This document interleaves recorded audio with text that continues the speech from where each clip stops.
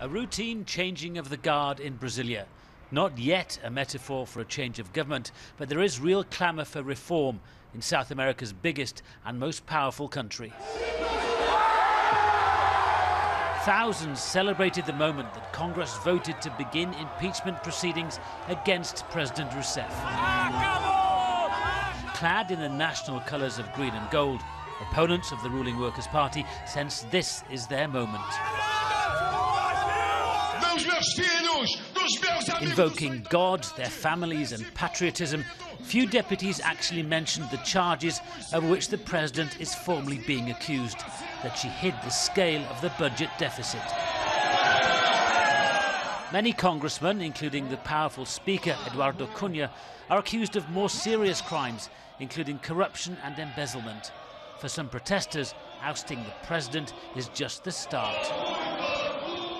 First, we want Dilma out of the government, and then Cunha, Temer, Renan Calheiros,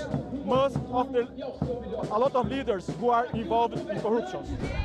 In this modernist capital, institutions of power, Congress and the presidency are locked in a bitter battle. Isso porque a Constituição assim o prevê. Tonight, the president, acknowledging her defeat in Congress, vowed to fight on, insisting she'd done nothing illegal. The president's failure to recognise the scale of Brazil's crisis was a big mistake, says one former aide. I think the main problem was not to face the true and hard situation of Brazil, and economic situation of Brazil, and tell people the way the things were. Dilma Rousseff remains in the presidential palace, pending a full impeachment trial over in the Senate.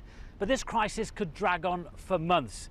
The removal of an unpopular president won't necessarily solve the problems of a country in recession, with 10% inflation and facing a huge corruption scandal.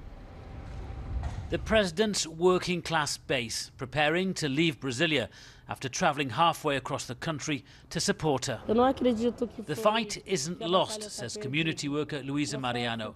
I want Dilma to know we'll continue to be at her side and defend her social programmes in the streets if we have to.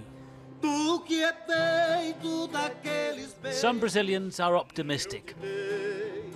Others fear they have a lot to lose if Dilma Rousseff is forced from office. Davis, BBC News, Brasilia.